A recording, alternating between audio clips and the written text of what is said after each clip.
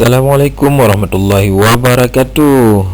Kembali berjumpa dengan saya Abdul Wahab SPDI, guru SMK Negeri Taman Fajar Perlak. Kali ini kita akan membahas dengan materi pernikahan dalam Islam atau disebut dengan munakahat.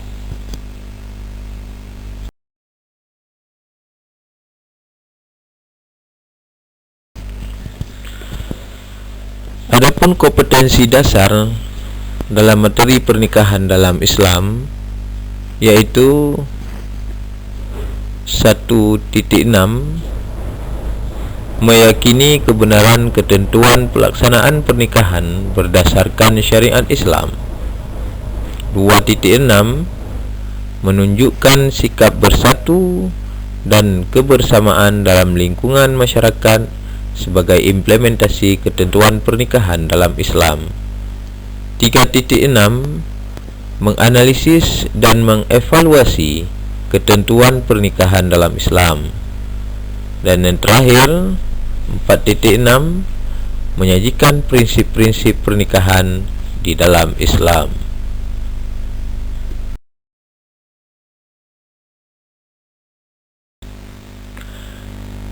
Adapun tujuan yang ingin dicapai setelah pembelajaran pada materi kali ini, yaitu siswa dapat mengetahui dan memahami yang pertama sekali pengertian daripada pernikahan itu sendiri.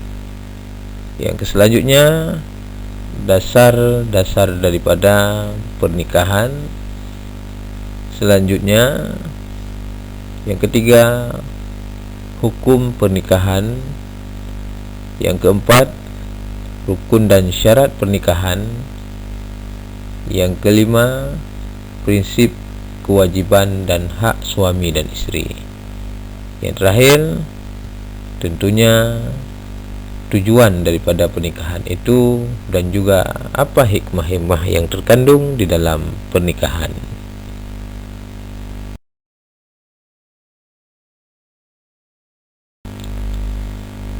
Baiklah, untuk penjelasan singkat mengenai dengan materi pernikahan sesuai dengan ketentuan syariat Islam. Yang pertama, kata nikah berasal dari bahasa Arab, yakni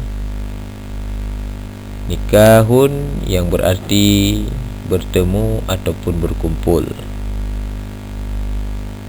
Menurut syariat, menurut istilah, nikah ialah suatu ikatan lahir batin antara seorang laki-laki dan perempuan untuk hidup bersama dalam suatu rumah tangga melalui akad yang dilakukan menurut hukum syariat Islam. Yang ketiga, menurut Undang-Undang Nomor 1 Tahun 1974, perkawinan ialah ikatan lahir batin antara seorang pria dan wanita sebagai suami istri dengan tujuan membentuk rumah tangga atau keluarga yang bahagia dan kekal berdasarkan ketuhanan yang Maha Esa. Nah, jadi selaku penjelasan singkat pada awal materi ini yang bisa disampaikan.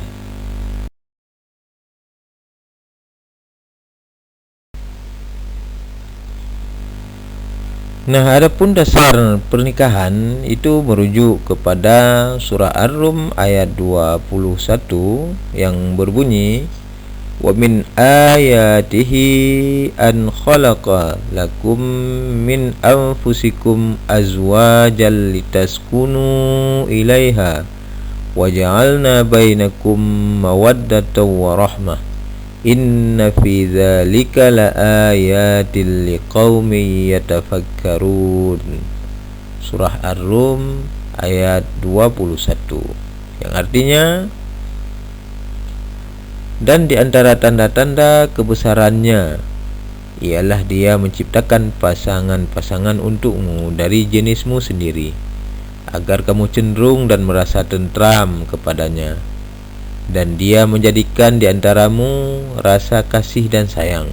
Sungguh pada yang demikian itu benar-benar terdapat tanda-tanda kebesaran Allah bagi kaum yang berfikir.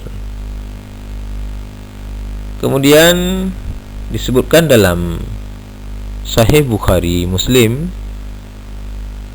yang diriwayatkan oleh Bukhari dan Muslim, yang artinya, wahai para pemuda, barang siapa di antara kalian berkemampuan untuk menikah, maka menikahlah, karena menikah itu lebih menundukkan pandangan dan lebih membentengi fajri ataupun kemaluan.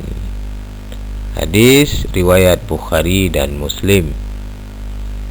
Kemudian dasar pernikahan selanjutnya merujuk kepada Undang-Undang Nomor 1 Tahun 1974 tentang perkawinan sebagaimana yang telah disebutkan terdahulu.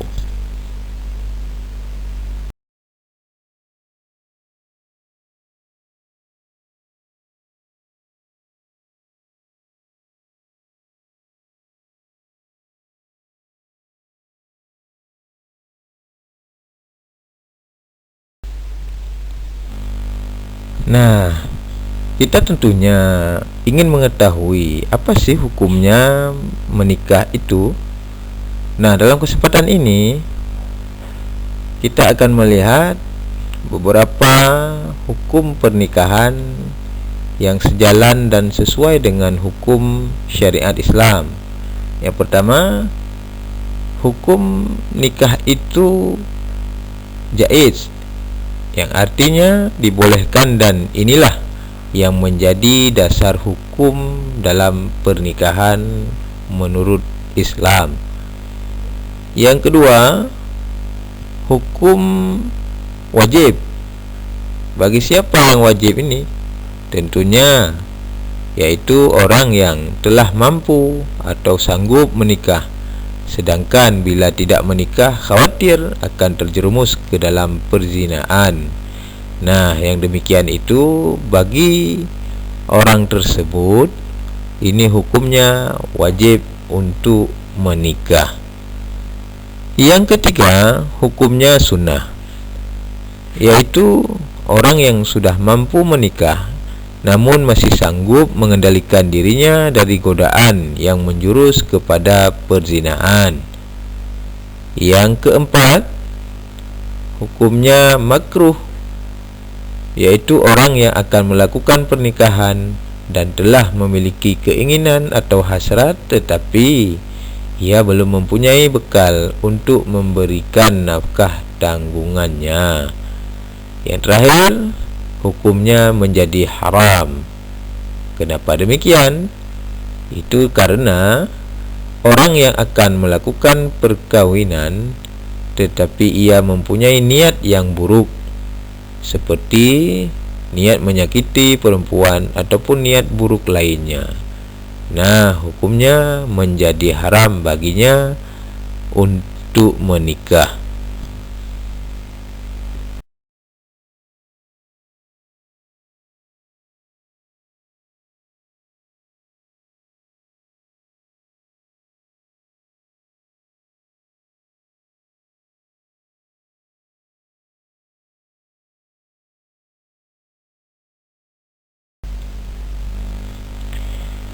Untuk melakukan sebuah pernikahan, tentunya ada rukun dan syarat yang harus dipenuhi sebelum melangsungkan akad pernikahan itu sendiri.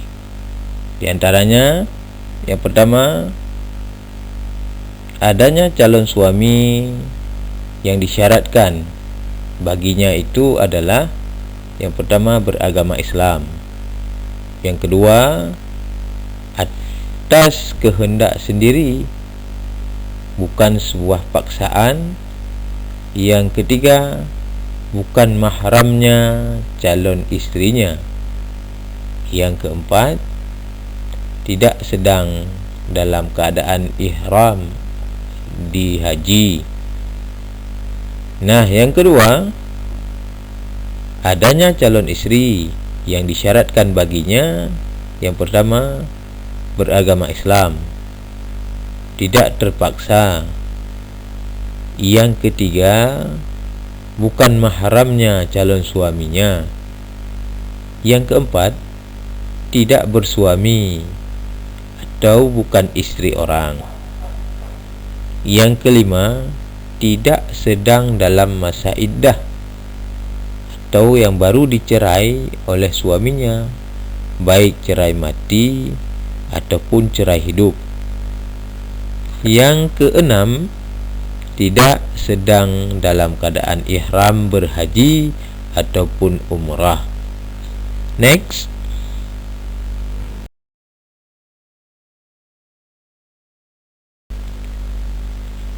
Yang ketiga, rukun dan syarat pernikahan adalah adanya wali.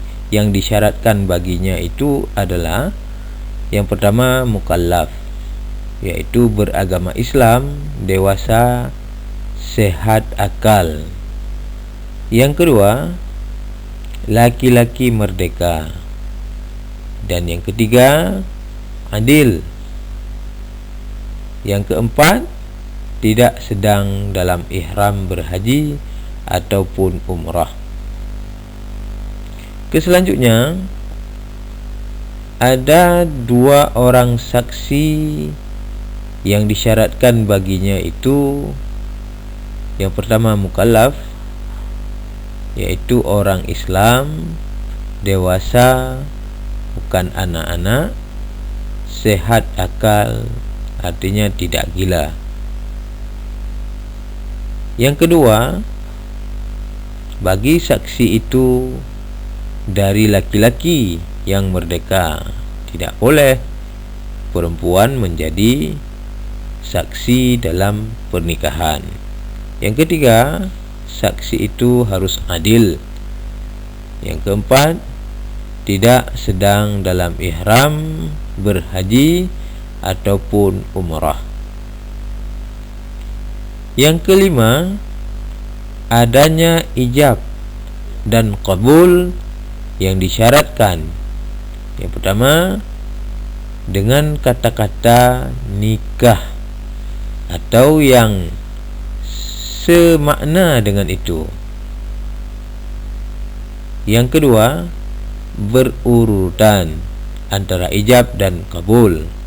Artinya, setelah ijab disampaikan oleh wali, langsung dijawab dengan qabul oleh calon suami. Jadi secara berurutan.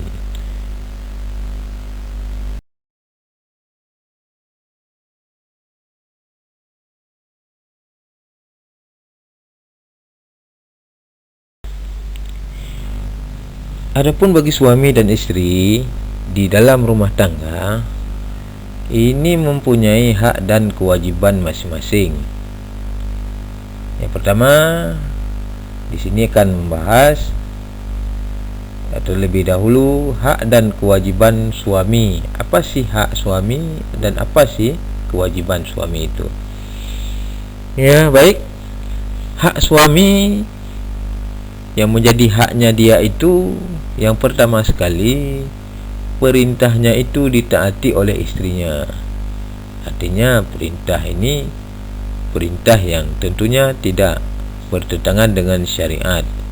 Yang kedua, dijaga harta dan kehormatannya dengan baik oleh istrinya. Nah, itulah hak suami. Kemudian, selain hak, suami punya kewajiban terhadap istrinya. Apa sih kewajibannya?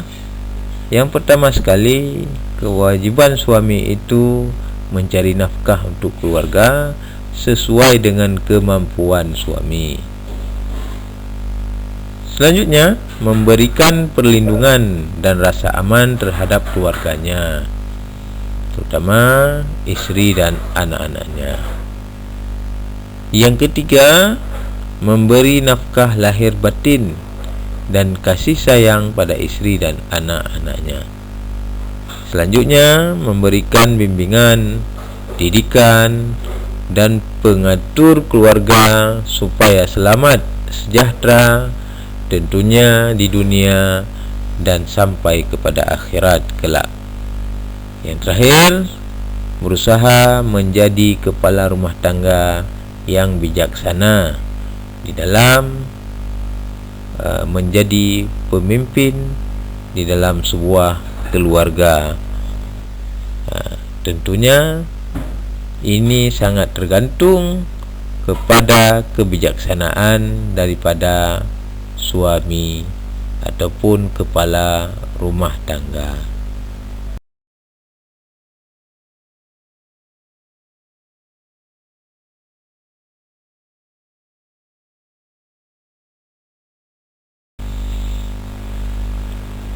Nah, sementara hak dan kewajiban isteri itu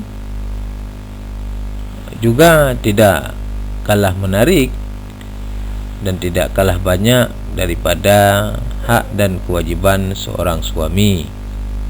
Yang pertama, hak isteri itu memperoleh nafkah batin.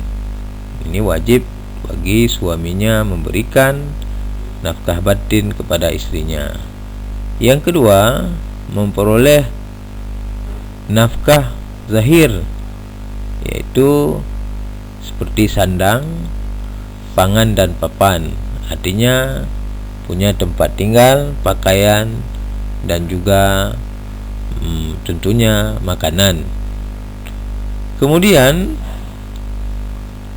kewajiban seorang istri itu yang pertama sekali taat dan patuh kepada perintah dan aturan suami, yang tentunya sebagaimana yang sudah dibahas sebelumnya, perintah ataupun aturan yang disampaikan oleh suami tidak bertentangan dengan syariat Islam.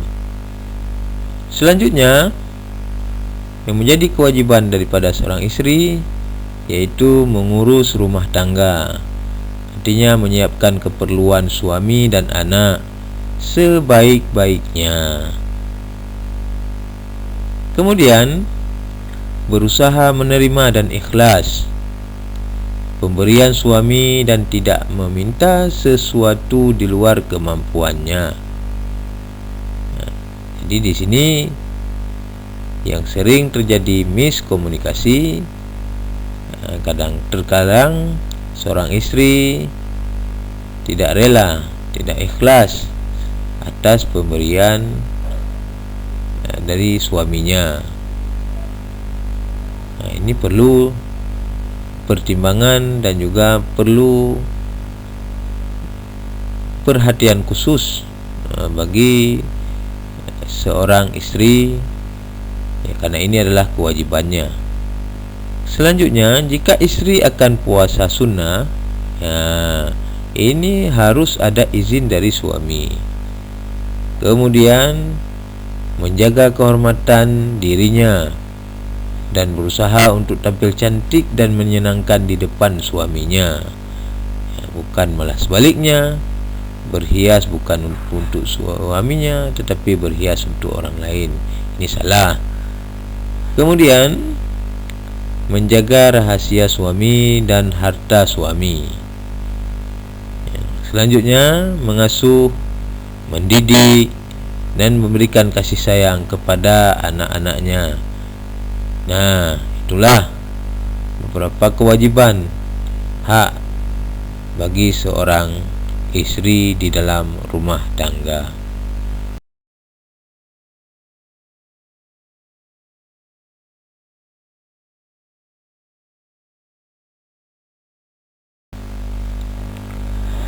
Adapun hikmah pernikahan menurut pandangan Islam, yang pertama, menikah itu sunnah dan banyak hikmahnya. Yang kedua, menenteramkan batin, pikiran menjadi jernih, semangat bekerja semakin tinggi, kemudian istiqamah dan menambah khusyuk dalam beribadah. Yang ketiga, menjauhkan diri dari perbuatan maksiat. Yang keempat, memperluas tali silaturahim ataupun tali persaudaraan, karena dengan menikah akan menambah keluarga yang baru. Yang kelima, saling menyempurnakan.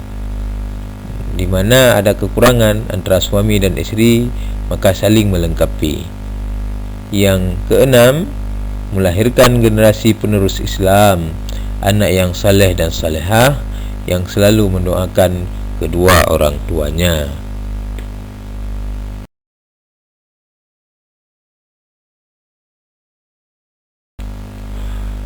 Adapun hikmah pernikahan bagi yang menjalaninya, yang pertama, menyelamatkan diri dari penyalahgunaan nafsu seksualnya. Jadi dengan menikah akan terjaga, akan tersalurkan sebagaimana yang telah disyariatkan oleh Allah Subhanahu wa taala. Jadi tidak sembarangan. Kemudian yang kedua, sebagai wadah bagi ketentraman jiwa, cinta kasih dan sayang. Yang ketiga, sebagai wadah pembinaan tanggungjawab dalam keluarga. Nah, ini yang bagi yang menjalaninya, hikmahnya lebih kurangnya ada 3.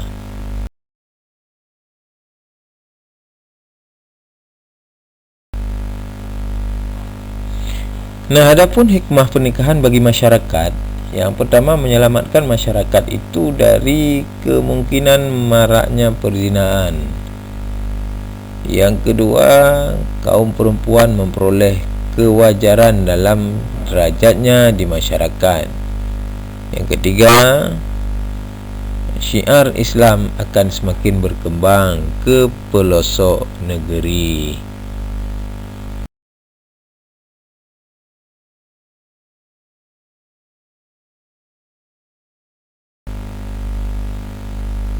Nah, jadi kesimpulannya, pernikahan sangat dianjurkan oleh Allah Subhanahu wa taala. Dalam beberapa ayat yang disebutkan keutamaan menikah, oleh karenanya pernikahan merupakan ibadah.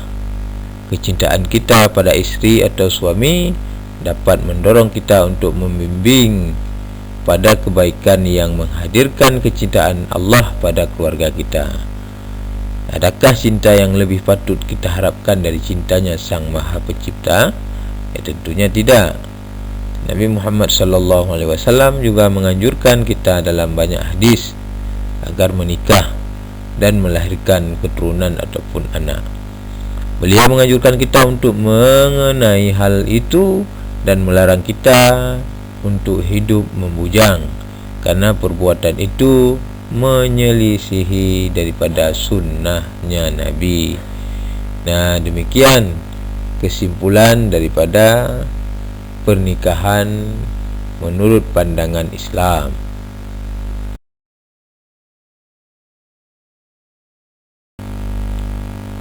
Nah, demikian paparan singkat materi daripada pernikahan menurut pandangan Islam. Terima kasih atas segala perhatian. Mohon maaf atas segala kekurangan. Yang salah itu datangnya daripada saya pribadi selaku hamba yang penuh dengan kesalahan. Yang benar itu tentunya adalah milik Allah Subhanahu wa taala. Jazakumullahu khairan. Wassalamualaikum warahmatullahi wabarakatuh.